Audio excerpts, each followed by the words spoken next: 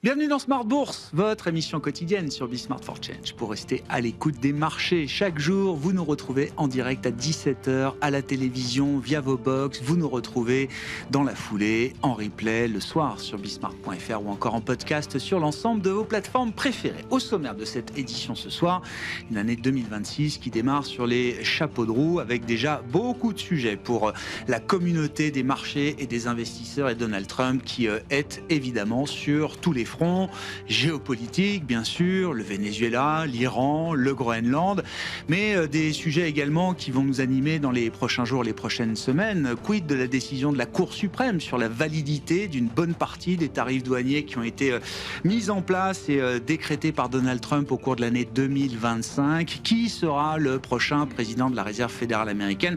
Ce sont encore des questions en suspens et qui sont des questions peut-être même encore plus importantes que la question du Venezuela pour les investisseurs et les marchés, en tout cas à court terme. Et puis, bien sûr, nous ne l'oublions pas, mais 2026 sera une année électorale de mi-mandat pour Donald Trump et ces élections de mi-mandat seront sans doute un fil rouge, un guide pour l'administration Trump jusqu'au mois de novembre prochain. En attendant, les marchés réagissent plutôt avec calme à la situation géopolitique et à la démonstration de force américaine au Venezuela, mis à part quelques actifs ou quelques segments de marché. C'est un calme quand même plutôt global qui règne aujourd'hui. Pas de mouvement de marché excessif ou modéré. On notera que le pétrole progresse d'à peine 1% cet après-midi.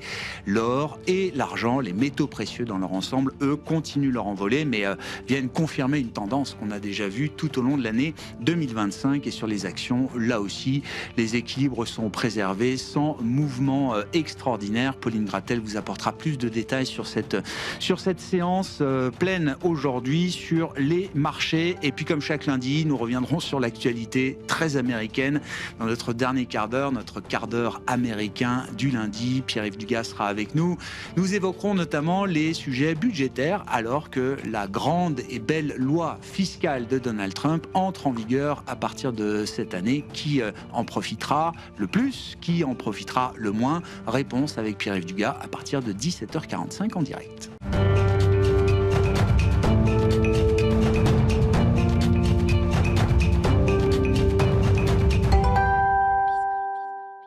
Mais d'abord, tendance, mon ami. Comme chaque soir en ouverture de Smart Bourse, nous retrouvons Pauline Gratel qui vous apporte les infos clés du jour sur les marchés. Bonsoir Pauline. L'opération spéciale américaine au Venezuela aurait pu provoquer des mouvements de marché sans doute un peu plus importants que ceux qu'on observe. Oui, Nicolas Maduro et son épouse ont été capturés à Caracas puis exfiltrés par les forces spéciales américaines ce week-end.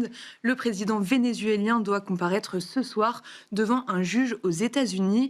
Dans les faits, cela aurait bien pu affoler les marchés, mais à court terme, cela passe quasi inaperçu. Bon, effectivement, et quand on regarde le pétrole, secteur clé, quand les tensions géopolitiques sont à ce point élevées, les mouvements sur le pétrole restent très modérés. Oui, les cours du pétrole affichent une hausse modérée de 1% environ, avec un baril de Brent légèrement supérieur à 61 $ cet après-midi.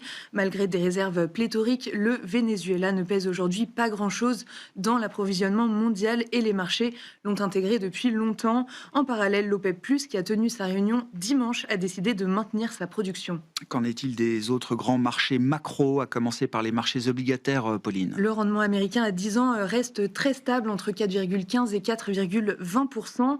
Les valeurs refuges sont recherchées. L'or grimpe de plus de 2%, autour de 4 450 $ l'once, et l'argent continue de surperformer avec un gain de 6% en séance.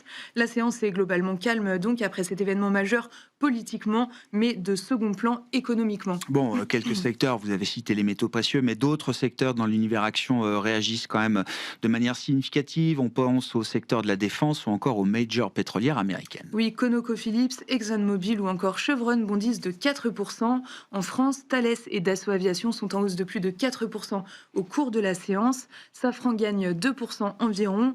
Rheinmetall, Leonardo, Saab ou encore Hensoldt sont en tête du Stoxx 600. Bon, quelle tendance observe-t-on plus globalement sur les marchés actions au démarrage de cette semaine, Pauline? Aux États-Unis, tout d'abord, les indices ouvrent en hausse de près de 1% pour le Dow Jones. En Europe, la tendance est globalement positive, Pour les grands indices, le DAX inscrit un nouveau record et le CAC 40 évolue autour de l'équilibre, autour de 8200 points. À noter tout de même que l'indice VIX de la volatilité bondit de 5%, autour de 15. Et puis du côté des marchés asiatiques, que faut-il retenir de cette séance aujourd'hui ? Ils ont clôturé en nette hausse, toujours portée par l'IA et par la tech, avec un gain de 3% pour le Nikkei et de 2% pour le CSI 300. Le Kospi inscrit un nouveau record, comme les indices taïwanais et le MSCI Asie-Pacifique. Côté obligataire, les rendements japonais bondissent avec un 10 ans au niveau record de 2,10% et un 30 ans autour de 3,45%, là aussi au plus haut. La semaine macro sera chargée, notamment avec différentes mesures d'emploi aux États-Unis et le rapport complet sur le marché du travail en fin de semaine. Mais aujourd'hui, c'est l'ISM manufacturier américain qui attirait l'attention. Oui, pour le mois de décembre, il ressort légèrement sous les attentes à 47,9. C'est également inférieur au mois précédent. Quel sera le programme à l'agenda demain pour les investisseurs, Pauline ? Les investisseurs prendront connaissance demain des premières estimations d'inflation en France et en Allemagne pour le mois de décembre. On regardera aussi la version finale des PMI services et composites de la zone euro pour le mois de décembre. Tendance, mon ami, chaque soir en ouverture de Smart Bourse, Pauline Gratel est avec nous et vous apporte les infos clés du jour sur les marchés.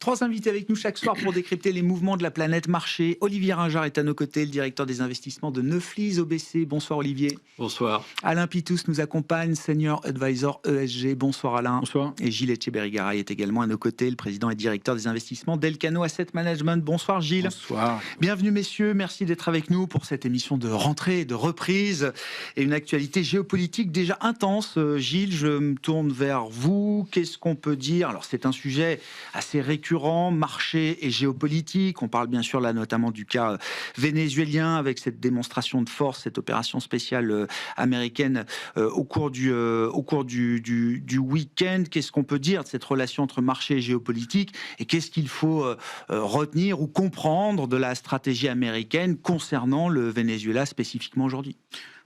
Traditionnellement, la variable géopolitique, c'est le prix du pétrole. Je veux dire, c'est quasiment la seule variable. On l'a vu dans le Golfe, et on voit quand même qu'au cours des dernières années, elle est de moins en moins sensible, et on le voit encore aujourd'hui, parce qu'il faut pas se leurrer. Je veux dire, la consommation mondiale de pétrole est en train de s'ajuster, et on parlait de pic pétrole il y a 10 ans, qui était le pic de production, et là on arrive à un pic de consommation. C'est le pic de la demande, là. Le pic de la demande de la consommation, et on est probablement beaucoup plus près qu'on le croit de ce pic, et en fait un des acteurs majeurs était la Chine, puisque la transformation des mobilités électriques en Chine a enlevé entre 1 million et 2 millions de barils le jour en Asie. On voit à travers l'électrification massive globale dans un pays comme la Chine, la baisse de la demande de fossiles et de pétrole. Alors, c'est pas une baisse, mais c'est une absence de croissance. D'accord, une absence de croissance. Mais qui vient peser sur les prix du pétrole, et qui, fait prendre... Alors, les Chinois n'ont pas fait par bonté d'âme, c'est uniquement par contrat stratégique, puisqu'ils ne veulent plus être dépendants du pétrole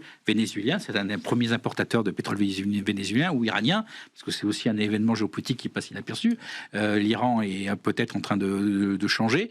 Ils veulent plus dépendre de ce pétrole, et donc ils électrifient massivement avec un choix charbon, qui est moins bon, et énergie renouvelable pour être indépendant stratégiquement en cas de problème avec Taïwan, qui reste, je dirais aujourd'hui, les deux événements géostratégiques susceptibles d'impacter les marchés développés. Aujourd'hui, c'est l'Ukraine et la Russie d'un côté pour l'Europe, et Taïwan pour le monde, parce qu'il ne faut pas oublier que Taïwan c'est TSMC, et c'est le plus grand fabricant et uniquement à Taïwan de chips et de microprocesseurs. Donc, au-delà de situations géostratégiques spécifiques, comme vous dites, l'Ukraine et Taïwan, le monde des marchés, c'est quand même désensibilisé de ces questions géopolitiques oui, au cours des dernières années. On s'est désensibilisé au pétrole, on est en train de se désensibiliser au pétrole, donc on se désensibilise à la géopolitique du Venezuela, mais surtout du Moyen-Orient. Je veux dire, voilà, on a quand même une guerre au Moyen-Orient, enfin en tout cas des échanges de missiles et autres, sans que le pétrole bouge, et même à baisser. Je veux dire, ça montre bien que... Et je pense que les Saoudiens ont pris conscience du fait qu'on allait vers le pic de demande, et donc il fallait qu'ils vident leurs réserves, parce que avant que la demande disparaisse trop. Ouais. Donc maintenant il y a une course à la vente de pétrole. Et donc, voilà, ça c'est la géostratégie. Ah ouais. Après, pour le Venezuela, bon, c'est aussi une histoire de pétrole. Alors, c'est une vision un peu différente des Américains. La vision américaine de Donald Trump, c'est de dire plus le prix du pétrole sera bas, plus l'essence sera basse, et donc ça veut dire que l'inflation sera perçue comme moins importante. Il y a des élections qui arrivent. Qui arrivent en novembre, et l'inflation va être un élément majeur, parce que la grande déception des électeurs de Donald Trump par rapport à ce qui s'est passé en novembre, c'est sur le plan économique. Je veux dire, sur l'inflation, et sur le manque d'intérêt sur l'économie, et sur l'inflation qu'il montre. La question de l'affordability, voilà, c'est le sujet central, sans doute, politique, aujourd'hui, aux États-Unis. C'est un peu l'arroseur arrosé, puisque les républicains ont montré le prix des œufs du temps de Biden, maintenant on montre le prix du reste, voilà, et donc c'est le sujet numéro un, et pour Donald Trump, qui a une vision un peu simpliste et on peut dater l'économie, pour lui, baisser le prix du pétrole à travers la redirection des flux pétroliers vénézuéliens. C'est rendre du pouvoir d'achat. Voilà. Et donc, il essaie de mettre la main sur le Venezuela pour l'enlever à la Chine et aussi aux Russes, parce qu'il faut voir que le Venezuela était un des alliés majeurs de la Russie et a participé au blanchiment, si je puis parler. Ça veut dire, à travers cette opération, il y a quand même l'idée de poursuivre différents objectifs avec des horizons de temps parfois différents, mais en tout cas, il y a plusieurs intérêts pour l'administration américaine à mener cette opération ou à avoir mené cette opération. Il y a deux évidents, un qui est évident à contrario. Ils n'ont aucun intérêt pour la démocratie en tant que telle, puisqu'ils continuent de travailler avec les chavistes. Par contre, ils veulent deux choses, c'est la sécurité avec une doctrine Monroe, donc remise à jour Monroe version Donald Trump. Voilà, remise à jour en disant que tout ce qui est dans l'Amérique appartient aux Américains et les autres ne doivent pas venir. Et dans ce cadre-là, Cuba devient la cible suivante. Déjà, ça a déjà été annoncé. Alors aussi la Colombie, apparemment, a déplu à Donald Trump, et le Mexique, mais pour des raisons un peu différentes. Donc c'est ça, doctrine géostratégique, et donc vision de le pétrole vénézuélien aux Américains pour avoir un pétrole moins cher, et donc une inflation plus basse. Alain, quelques réflexions, là, encore un peu à chaud, oui, dans le sillage des événements du week-end. Il y a du court terme donc, dans tout ce qui a été évoqué. Je pense que c'est en route. Le prix du pétrole, c'est vraiment un focus énorme pour Trump. Après, si on regarde un peu plus long, alors je ne sais pas dans quelle mesure c'est accepté par les uns et par les autres, ou si on cherche un peu sa place, mais il semble que Trump va mettre la main sur l'Amérique, au sens global du terme. Oui. Donc ça, c'est le premier rôle, l'Amérique du nord au sud. Voilà, avec un combat quand même d'artillerie plus ou moins lourde avec les Chinois sur certains endroits. Ils ont des ports au Pérou, etc. Il y a la Chine qui veut être le point central de l'Asie sur le plan économique. Donc il va y avoir un combat avec l'Inde et le Japon. Peut-être même sur Taïwan, il y aura ce combat du Japon qui ne voudra pas laisser la Chine s'installer là. On a au Moyen-Orient un combat qui, je pense, s'est fait sur une forme d'accord entre la Turquie et l'Arabie Saoudite pour calmer la zone, on va dire. Et puis, donc, c'est au détriment de l'Iran et de tous ses satellites, donc qui sont tombés les uns après les autres, avec le soutien, je pense, de la Turquie. Donc, et après, il y a une zone, on va dire, de relative désintérêt de Trump, c'est l'Europe, avec... tu veux recréer l'Empire russe avec Petrograd, je sais pas quoi, Kiev ou je sais pas quel pays, de toute façon ils confondent tout. Je pense qu'ils s'en désintéressent à peu près complètement. Donc il va y avoir un peu un combat européen occidentaux contre Poutine pour essayer de se mettre là. Et puis il y aura une zone de non-droit total avec l'Afrique où ça va être terrible sur le plan des matières premières parce que c'est le combat des années qui viennent. Mené par la Russie, la Chine. Par tout le monde qui va... Et les États-Unis qui reviennent aussi en Afrique. Qui commencent à revenir en Afrique de manière assez agressive. Donc on va avoir ce combat géopolitique qui va nous emmener, je pense, pendant 20 ans. C'est pas du Trump, pas d'une stratégie. Je pense que les autres présidents le faisaient de la même façon, avec le sourire, mais ils le faisaient de la même façon, au fond, globalement, avec essentiellement leurs intérêts. Ça s'accélère beaucoup aujourd'hui parce qu'il y a une très forte demande d'énergie. Donc là, ça nous ramène un peu sur le court terme et on voit aujourd'hui toutes les valeurs liées à l'énergie aux États-Unis qui font entre 5 et 15% de hausse. Ouais. Donc, et je ne parle pas seulement du pétrole, c'est l'énergie au sens large. L'énergie au sens large, c'est toute la chaîne de valeur. Donc c'est ça ma question. Alors, on va peut-être essayer de lancer d'ailleurs une émission géopolitique sur Bismarck parce que ça devient quand même un sujet central. Et les marchés sont attentifs, mais la question, quand on a ces visions un peu longues, ou qu'on développe ces visions un peu longues, Alain, qu'est-ce que ça veut dire quand on ramène ça au marché? Je ne parle pas forcément des marchés dans leur immédiateté, mais sur des cycles longs, qu'est-ce que ça veut dire? Des marchés plus fragmentés, chaque zone aura sa zone d'influence de marché, qu'est-ce que ça... Oui, on va essayer ça. Alors après, je pense que si on ramène ça au marché, donc il y a la première chose, c'est l'énergie, donc ça c'est vraiment le sujet clé.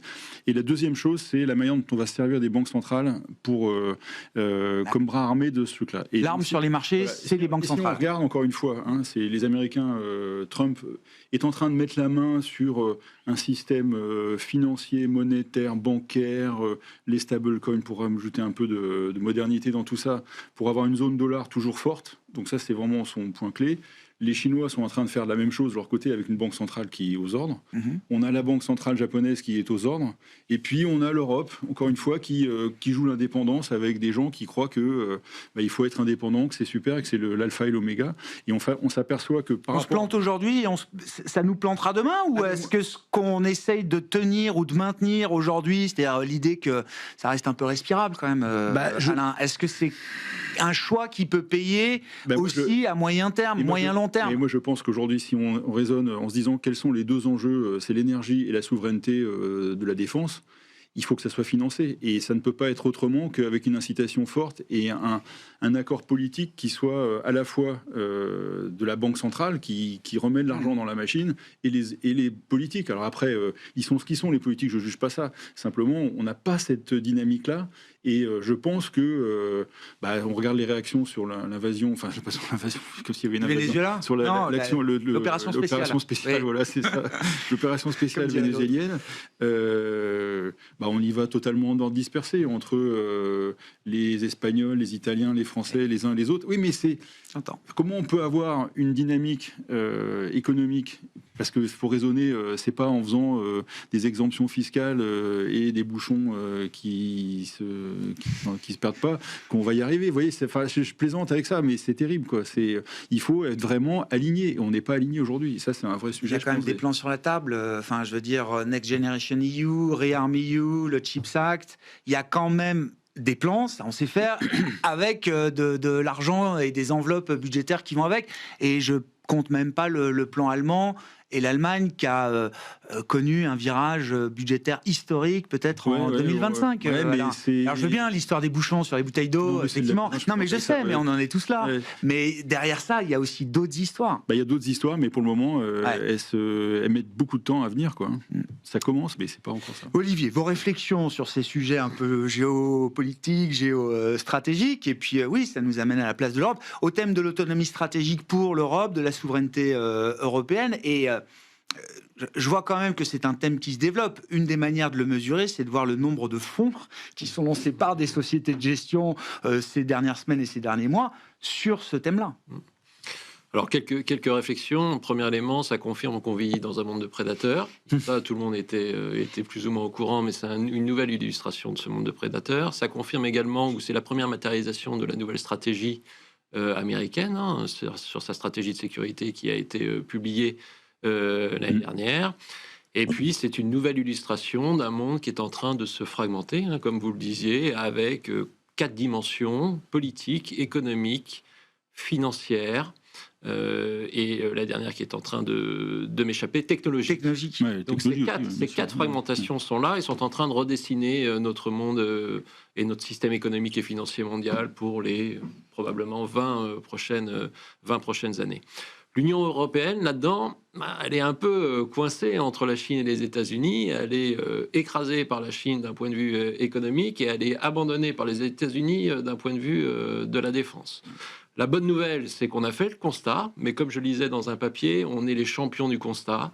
On avait par exemple en 2015 le plan des 5 présidents pour achever l'Union européenne. On a en 2024 le plan Draghi qui fait de nouveau un constat et qui propose près de 400 recommandations pour renforcer cette Union européenne. Nous avons la Commission européenne qui s'empare de ce plan début 2025 et qui indique vouloir le mettre en œuvre avec ce que vous indiquiez en termes de matérialité, une sécurité, une énergie, une union des marchés de capitaux, etc., etc. Mais pour l'instant, quand on regarde ce qui a été réellement fait, peu a été fait. Vous avez des organismes qui s'intéressent à justement mesurer le taux d'exécution des recommandations du rapport Draghi. Et aujourd'hui, ces instituts estiment qu'on est à moins de 15% d'exécution de ces recommandations. Donc il y a encore un chemin extrêmement long à parcourir pour renforcer cette Union européenne. Et le renforcement de cette Union européenne, il repose sur plusieurs piliers. Combler l'écart en matière d'innovation. Rappelons-nous qu'aujourd'hui, 80% de la technologie qu'on utilise en Europe ne vient pas de l'Union européenne, mais vient du reste du monde. Poursuivre la feuille de route de la décarbonation, tout simplement parce qu'on n'a pas de pétrole et on n'a pas de gaz. Et puis enfin, renforcer notre sécurité et réduire les dépendances excessives. Donc le chemin est long. Tout le monde est conscient du défi auquel l'Union européenne est confrontée.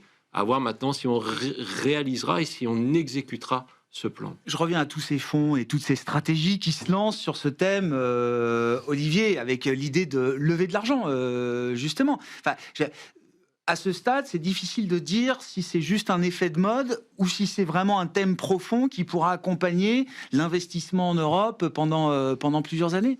Ce ne sont pas que des levées de fonds qui vont permettre de réaliser et de finaliser cette union. Certains gestionnaires d'actifs semblent y croire suffisamment, encore une fois, pour mettre ces stratégies sur la table, communiquer, etc. Mais typiquement, il faudrait une union des marchés de capitaux, ou ce qu'ils appellent aujourd'hui l'union de l'épargne et des investissements. Il faudrait faire en sorte d'avoir des réglementations européennes unifiées et éviter qu'on ait des différences de réglementation entre les pays. Il faudrait un marché de capitaux également qui ne soit plus le CAC 40 ou l'Eurostoxx ou le CAC, ou le DAX, mais un vrai marché des capitaux. Il faudrait une désintermédiation beaucoup plus profonde de notre système financier. Rappelons aujourd'hui que le bilan des banques représente à peu près 400% du PIB européen. Aux États-Unis, le bilan des banques représente 100% du PIB américain. Donc on a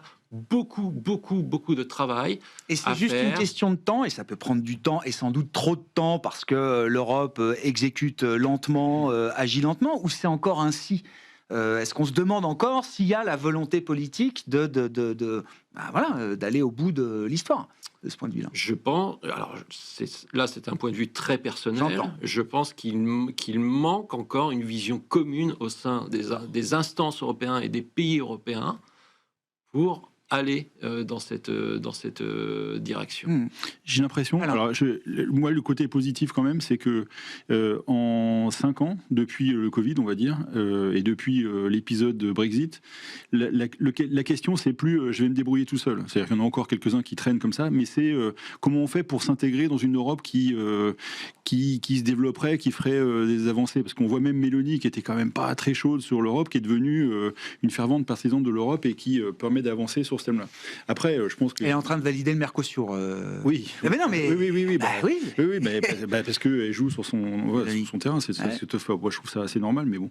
Et l'autre point, je pense que...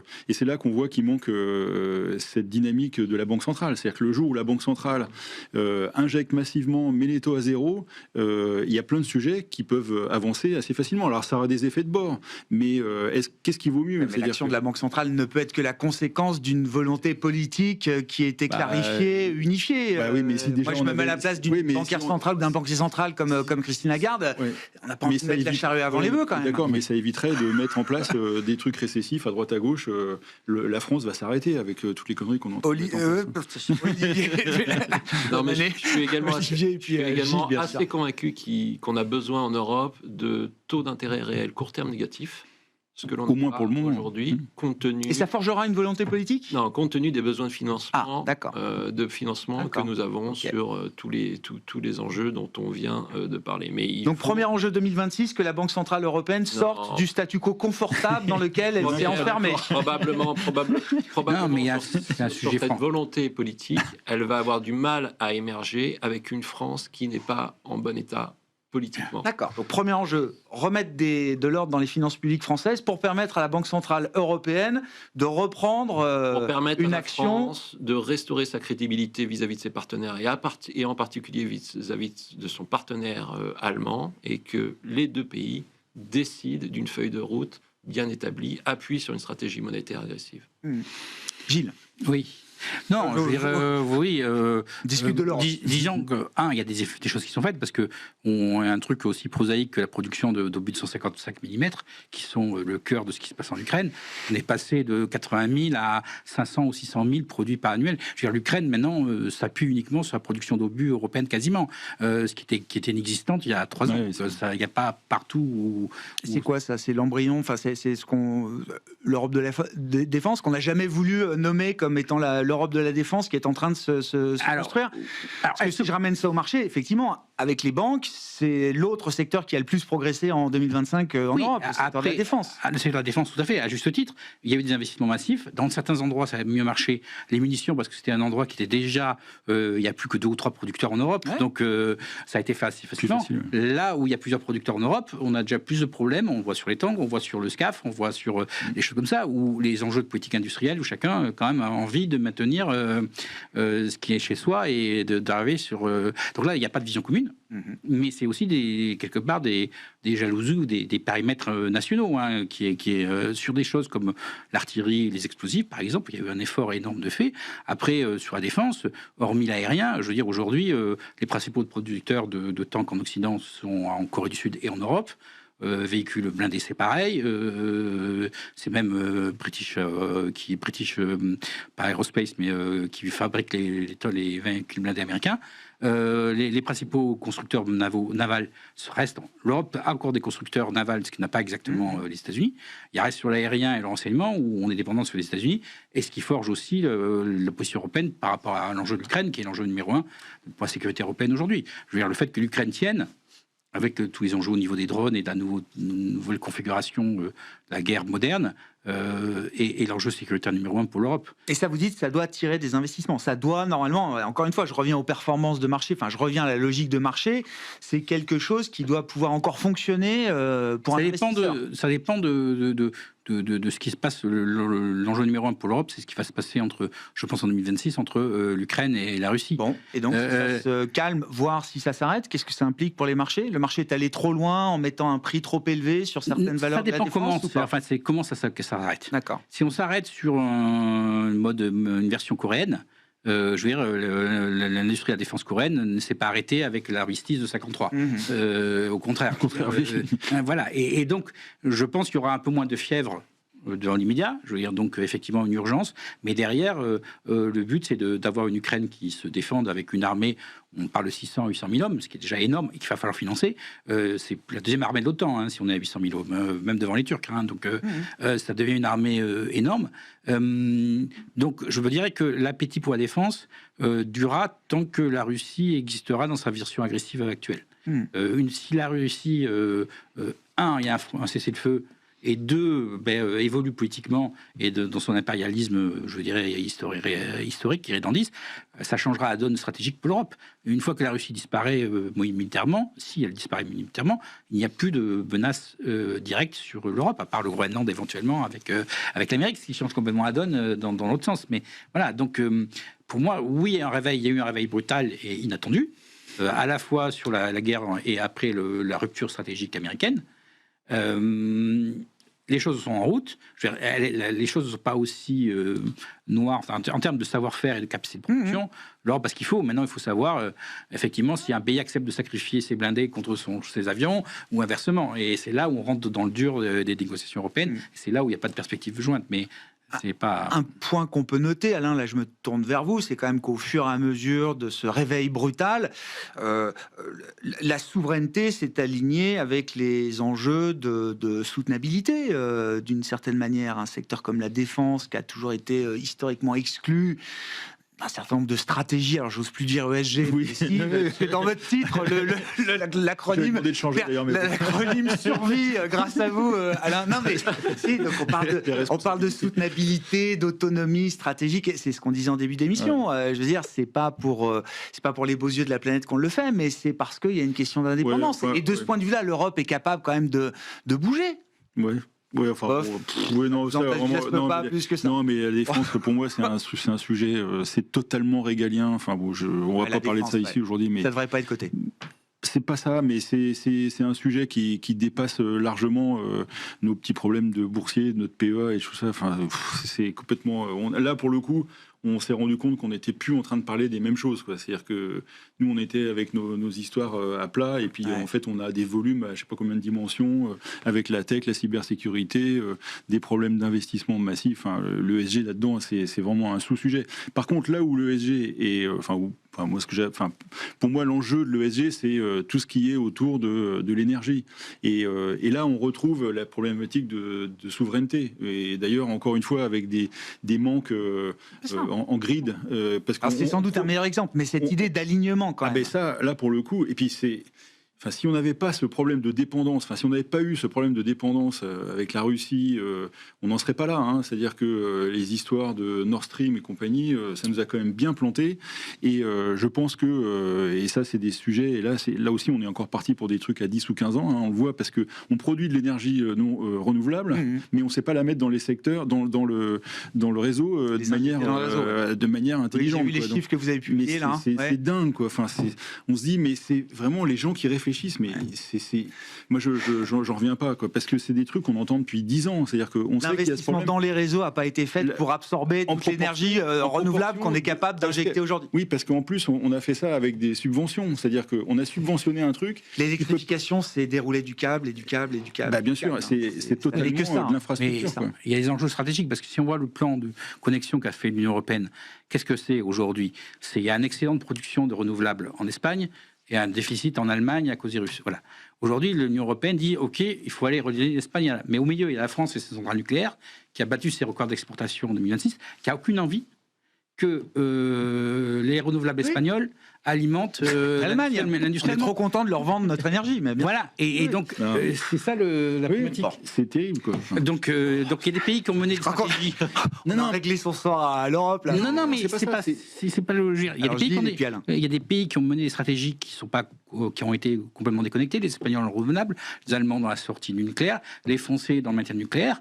Et derrière, on a des choix qui se sont avérés positifs, négatifs, tout ça, qu'on essaie de réparer derrière. Et avec des gens qui ont des positions gagnantes et d'autres des positions perdantes, qui ne sont pas forcément les mêmes selon les sujets, et qui essaient de gérer les positions. Ouais, mais là aussi, c'est tant qu'à faire des subventions, autant que ce soit la Banque centrale qui permette de faire ces investissements à zéro. Vous faites ça, et vous faites une Europe où on aligne au plus bas les taux d'impôt des sociétés, quitte à faire des subventions là aussi de l'Europe, hein, c'est bien ce qu'on a fait, parce que tout le monde est là en train de dire, ouais, l'Espagne, le miracle espagnol, le miracle italien, vous enlevez les subventions européennes, le miracle, il n'y est plus, quoi. Donc, on sait bien que pour relancer, et c'est-à-dire que souvent, vous savez, il y a souvent ce truc, la France, comme ça va mal, un jour il y aura le FMI. Moi, je crois pas. Simplement, il y aura l'Europe. Et il faut trouver... les partenaires, c'est eux qui vont venir déjà.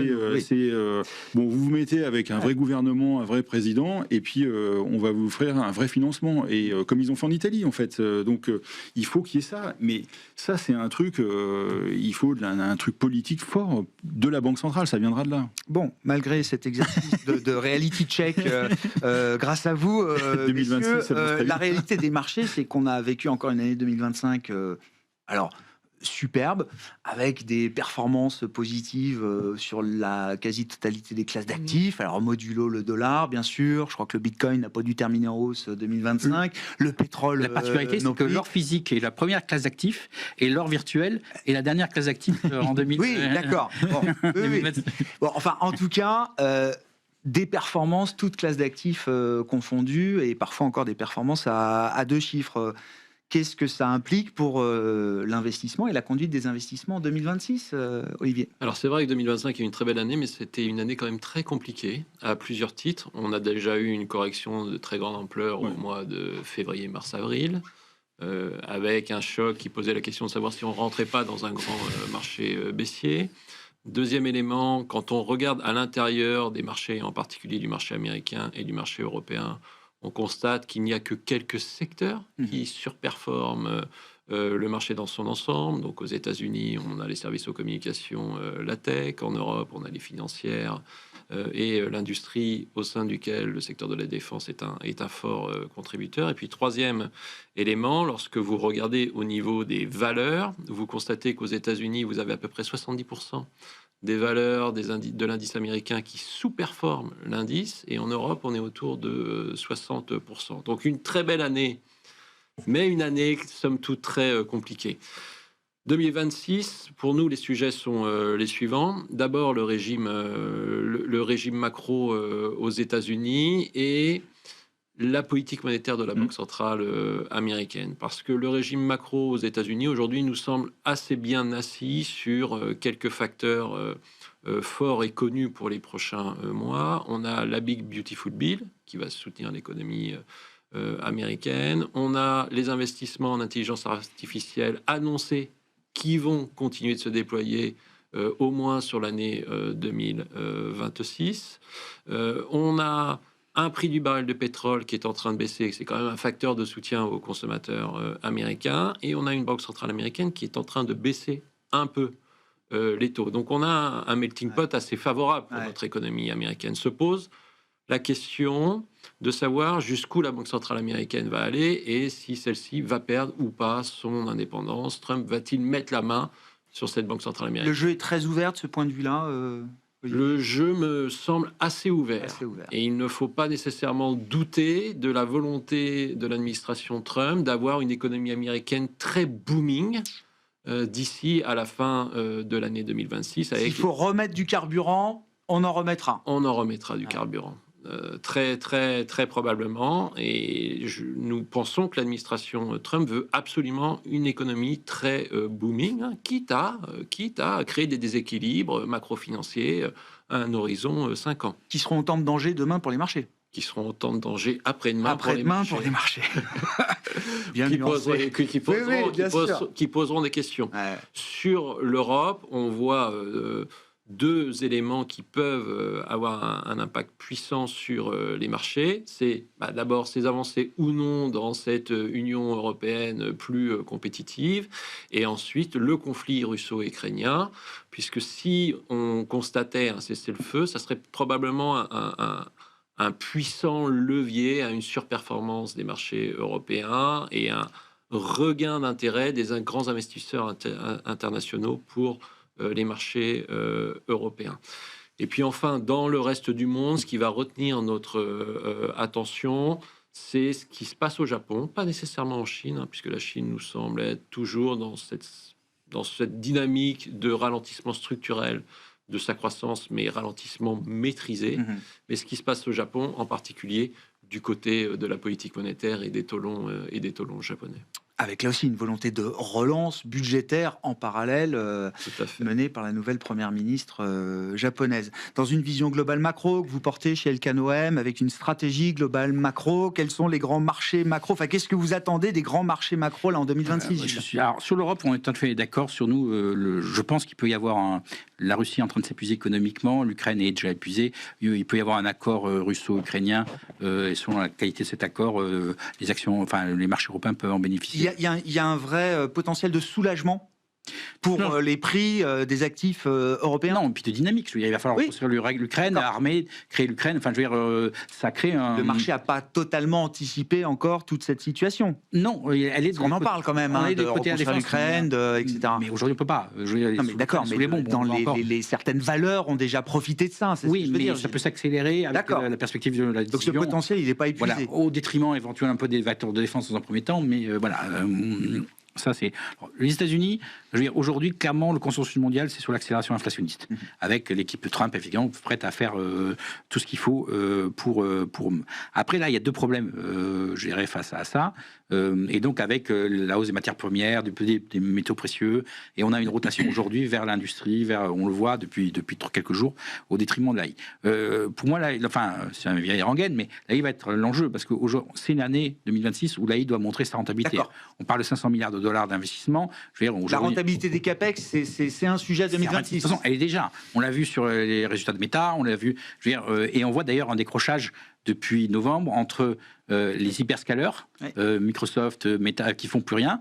Alors, on va parler de Tesla, mais ça sera un autre très amusant, parce que Tesla, avec 2 années de chiffre d'affaires en baisse sur l'automobile, reste à 300 de PE. Donc, on va voir si si Musk va faire des miracles encore une fois au prochain résultat. Mais là, il va falloir qu'il gère son core business en rétraction et un PE de 300, mais ça sera une autre affaire. Aujourd'hui, les hyperscalers font plus rien. Font plus rien. Il n'y a plus qu'aujourd'hui, ce qui maintient le Nasdaq au niveau, c'est les semi-conducteurs. Ouais. Semi-conducteurs, premier secteur du marché américain, 11%, qui est un secteur parmi les plus cycliques, normalement, de l'histoire. Et que donc, qu'ils essaient de transformer en croissance structurelle. Si jamais ça s'arrête, le réveil risque d'être difficile. Et aujourd'hui, on voit sur le marché américain une consolidation à plat, avec une stabilisation de Nasdaq au profit de nouveaux secteurs, industrie. Oui, mais il n'y a pas la taille. Je veux dire, quand il va falloir sortir 1,6 milliard de Tesla, c'est pas Chevron, Conoco. Les gens vont pas vouloir acheter Chevron, Conoco ou Boeing, parce que peut-être Boeing avec le dollar va en bénéficier. Je veux dire, donc il y a un risque majeur que la rotation commence dans l'ordre et finissent dans le désordre, ou comme on parle Astérix, ils commencent avec la tortue et finissent avec la tactique du lièvre, c'est ça le problème, c'est qu'aujourd'hui il y a quand même 38% du marché qui est lié à la tech. Si jamais l'AI ça s'évapore, on n'a pas un marché assez large en dehors des hyperscalers ou des Mag 7 pour absorber tout ce qu'on pourrait retirer éventuellement de ce segment-là. Oui, et d'ailleurs, voilà, c'est ça le risque. Pour moi, le risque est que là, et que quelque part, l'effet de richesse, aujourd'hui, 10% de la population américaine, les 10% les plus riches font 50% de consommation. Oui. Et donc, c'est uniquement parce qu'ils ont eu un effet de richesse, essentiellement action, pas sur l'immobilier, parce que l'immobilier est quand même... Et si jamais on se retourne sur cet effet de richesse, l'impact sur la consommation américaine risque quand même d'être assez important. Et il ne faut pas oublier que l'Amérique, c'est le consommateur de dernier ressort de la planète, chinoise, européenne, tout ça. Voilà. Donc c'est avant tout un risque... Là j'entends, mais l'enchaînement, c'est risque de marché qui pourrait devenir un risque macro pour les États-Unis. Tout à fait. Et donc impliquer une action peut-être plus forte de la Banque centrale américaine. Oui, mais elle ne sera pas capable de... Enfin, à mon sens, même si elle est très agressive, elle ne sera pas capable de redresser. Donc il y a un rendez-vous quand même douloureux devant nous sur le marché américain, selon vous? Dans un premier temps, on est dans l'accélération inflationniste. C'est le consensus. Donc l'effet nominal va... Voilà, l'or et après, le risque, c'est que l'AI soit pas rendez-vous en 2026. Alain? Oui, j'entends tout ça, je suis d'accord avec ces différents points. Après, moi, il y a ce qu'on pense et ce qui peut arriver avec tous les tail risks qu'on imagine. Ça fait depuis 2009, on fait des émissions comme ça. Donc, on va bientôt fêter nos 20 ans. 20 ans à imaginer les risques qu'il peut y avoir. Oui, c'est ça. Payer pour imaginer des risques. Oui, mais... et de temps en temps, quand ça arrive... on est bien content d'y avoir pensé. Complètement. Il faut avoir les issues de secours. Alors, on fait quoi, les risques? Alors, avant de faire les risques, moi, je pense qu'il faut regarder comment sont les investisseurs aujourd'hui. C'est-à-dire qu'en fait, pour moi, l'image que j'ai tout à l'heure, quand on parlait de la géostratégie, les plaques tectoniques, machin, et puis de temps en temps, il y a une coulée de lave quelque part, et puis c'est assez inarrêtable. Et c'est un peu ça, les marchés. C'est-à-dire qu'en fait... si on regarde statistiquement, vous savez, moi je travaille avec AI4Alpha, et assez régulièrement l'ami Jean-Jacques qui vient vous voir. Lauréat des trophées de l'innovation LBPAM, novembre 2025. Exactement. Et donc, très belle entreprise d'ailleurs. Et donc, en fait, c'est Riscon, c'est-à-dire qu'en fait, depuis un moment... C'est Riscon du retail aux institutionnels. On l'a vu, là, le dernier sondage BOFA montre quand même que le niveau de cash est au plus bas historique dans les portefeuilles institutionnels en fin d'année. Parce qu'en fait, si vous regardez la mécanique de dégradation, elle n'est pas en place. C'est-à-dire qu'en fait, vous regardez les commodities, c'est légèrement riscon, malgré, grâce aux métaux précieux. Oui, c'est ça. Voilà, mais quand même... Le cuivre est au plus haut aujourd'hui. Oui, c'est ça. Mais c'est pas les métaux industriels. C'est riscon. Les métaux industriels. Voilà, c'est ça, c'est riscon. Les matières premières agricoles sont aux fraises, l'énergie pas terrible. Donc voilà, c'est le seul endroit où c'est pas vraiment génial. Mais tous les autres, on est loin. Par rapport aux statistiques, on est assez loin de l'exubérance. on est, dans nos statistiques, on est à -1. Pour être vraiment exubérant, il faut être à -50 dans les statistiques qu'on suit chez Riskelia. Et il faudra le faire. Ah oui, c'était il y a 20 ans. Ah oui, c'est n'importe quoi. C'est parce qu'on a parlé de Jean-Jacques tout à l'heure. Et donc, tous les voilà, c'est organisé Raymond Riscon. Il faudrait que ça se dégrade d'abord sur le crédit, puis après que ça entame. Vous dites qu'il y a une séquence. Et la séquence n'est pas en place. Pour retourner des positions, voilà. Il y a une séquence. Et elle n'est pas en place aujourd'hui. De temps en temps, il y a du bruit sur les actions. Alors de temps en temps, on passe risk-on, risk-off sur les actions, mais le reste imperturbable. Parce que les institutionnels ont bien vu ce que ça coûtait de vendre. C'est-à-dire qu'après, on cavale, on est content, on a vendu des taux longs US à 4,30 et puis on est là comme un couillon pour essayer de se rattraper pendant des semaines et des semaines. Et de temps en temps, il y a un petit blip, on arrive à refaire. Puis pendant ce temps-là, on a loupé tout le portage. Enfin, vous voyez, c'est ce genre de choses. Moi, le high yield, ça fait une éternité que c'est un peu cher. Oui. Un peu cher, mais malgré tout, ça continue d'être positif parce qu'il y a des flux qui arrivent. Donc, il y a cette situation-là. Et aujourd'hui, on ne voit pas arriver de problème. Et le dernier problème qu'il y a eu, c'est en avril l'année dernière, ou mars ou avril, je ne sais plus quand, quand Trump a fait sa Liberation Day, oui, avril. Voilà, oui, c'est avril, sûr. pardon. Oui. Et ça, c'est totalement...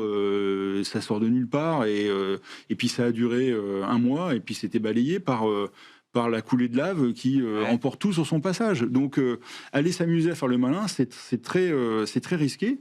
Par contre, et là, moi, je pense que 2026, ça va être ça, c'est qu'il va y avoir un truc un peu genre Liberation Day, un truc comme ça. Et attention à ce que ça enclenche pas ce que vous décrivez tout à l'heure, Gilles. C'était ce que disait Olivier. Liberation Day, on s'est quand même demandé si c'était pas le début d'un grand marché baissier. Il évoquait aussi l'idée de dire le marché qui influence la macro. Et on pourrait avoir ça. Et donc, ça veut dire quoi en termes de gestion ? Moi, je pense que rester investi sur son objectif, je pense que c'est la moindre des choses. Par contre, ne pas s'amuser à aller coller dans des trucs illiquides parce que si jamais ça se referme pour une raison ou pour une autre et que ça dure plus qu'un mois ou deux, là, on va péter nos risk-off, qui avaient quand même bien cramé. À l'époque, avril, on était quand même monté à 3, ce qui est rarement arrivé dans nos indicateurs chez... Oui, c'est allé très vite. C'est très vite et très loin. Très beau, ça. C'est le caractéristique du monde actuel. C'est-à-dire que le risque décroche. C'est-à-dire qu'on n'a pas, le risque n'est pas le continu. Oui, je comprends, c'est non linéaire. C'est non linéaire. C'est non linéaire. Tout est non linéaire. On restera sur cette idée de non-linéarité comme perspective pour les marchés en 2026. Merci beaucoup, messieurs, d'avoir été les invités de Planète Marché ce soir dans Smart Bourse sur Bismart.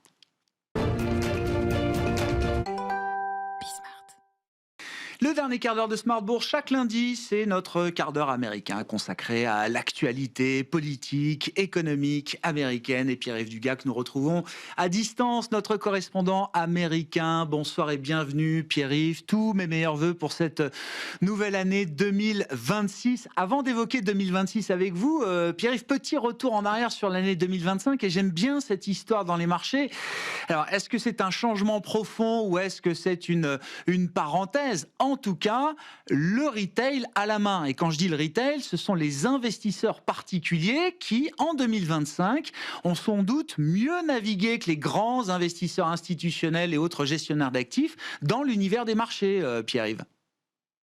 Oui, c'est un phénomène manifeste en 2025 et qui a toute chance de continuer en 2026. Sa manifestation la plus spectaculaire s'est produite au mois d'avril. On en parlait à l'instant avec nos invités. Le 3 avril, quand le marché perd 5%, les particuliers sont acheteurs nets. Ils ont injecté ce jour-là 3 milliards de dollars de flux dans des actions. Et ça a duré tout le mois. Et les institutionnels se sont laissés, dans un premier temps, déborder. Ils ont eu peur des annonces faites par Donald Trump ce jour-là en matière de droits de douane, annonces qui étaient bien plus inquiétantes que ce qu'ils avaient anticipé. Mais les particuliers, eux, ont sauté à pieds joints sur l'occasion de buy the dip, comme on dit en anglais, c'est-à-dire de profiter de ce creux pour rafler des actions qui étaient brusquement soldées. Et les institutionnels ont été à la traîne et ont dû ensuite prendre plusieurs semaines avant de rattraper tout cela. Les particuliers représentent plus de 20% du volume de transactions désormais, c'est plus qu'il y a quelques années. Et ils jouent un rôle moteur. Vous savez, traditionnellement, on dit à Wall Street, avec une certaine condescendance, il y a le smart money, C'est les institutionnels qui disposent de moyens et d'informations considérables, notamment sur les flux de la clientèle institutionnelle, etc., sans parler de leur puissance de recherche et de leur réseau d'information. Et puis, il y a le dumb money, l'argent idiot, qui, traditionnellement, en tout cas pendant des décennies, a été l'argent des particuliers qui ont toujours raté le creux de la vague et sont arrivés trop tard. Le contraire s'est produit à la sortie du confinement. Ce sont, en 2020, déjà les investisseurs particuliers qui ont les premiers compris que le moment était venu d'acheter, et les institutionnels se sont retrouvés en retard.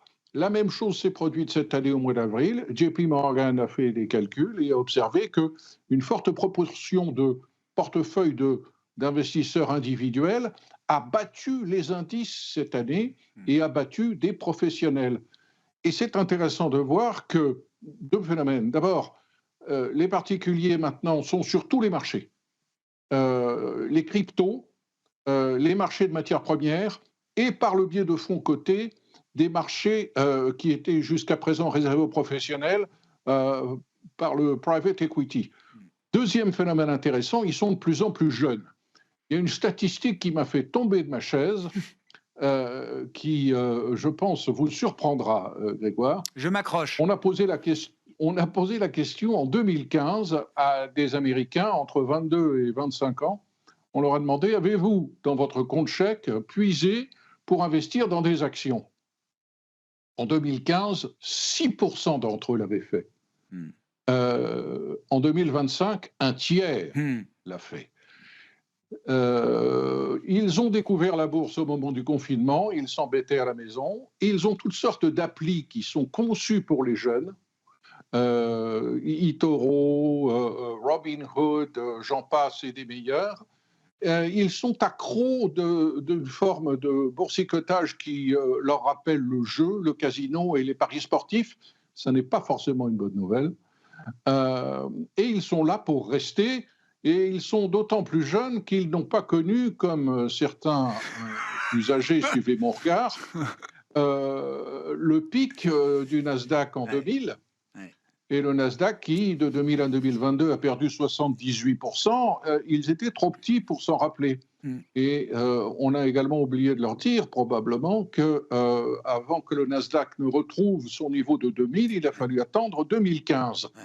Nous avons, avec l'apparition de cette nouvelle génération d'investisseurs accros d'applis d'investissement, un phénomène qui participe un peu à un put qui vient prendre à contre-pied beaucoup d'institutionnels qui se croyaient très forts et plus intelligents que les autres. Ouais, très, très intéressant comme phénomène. Et comme vous dites, c'est vrai que la confiance est auto-entretenue pour une génération qui n'a connu que des marchés montants. Et beaucoup de ces achats se font également avec des effets de levier très importants. On achète à crédit des actions ou des actifs risqués aujourd'hui, notamment aux États-Unis. Pierre-Yves, pendant que la France opère en ce début d'année sans budget, les États-Unis vont opérer en 2026 sous l'apanage de la grande et belle loi budgétaire, victoire de Donald Trump, bien sûr. Peut-être l'occasion d'en redire un mot et de savoir ou repréciser ceux qui vont en profiter le plus versus ceux qui en profiteront peut-être le moins. Alors, c'est une très bonne idée. Je vais faire juste un pas en arrière pour rappeler le système systématique qui, je crois, est maintenant en vigueur en France aussi, mais qui est vraiment traditionnel et qui joue un rôle très important dans les liquidités des ménages américains, qui est la retenue systématique à la source de l'impôt. La grande loi fourre-tout de Donald Trump a été votée en juillet. Mais les ajustements sur le prélèvement tous les 15 jours, qui est fait sur le salaire que perçoivent les Américains, n'a pas été fait. En gros, nous avons les 2/3 des contribuables américains qui ont trop payé en 2025. Et donc, ils vont récupérer en 2026, pour les 2/3 d'entre eux, ce surcoût fiscal. C'est beaucoup d'argent, c'est 125 milliards de dollars.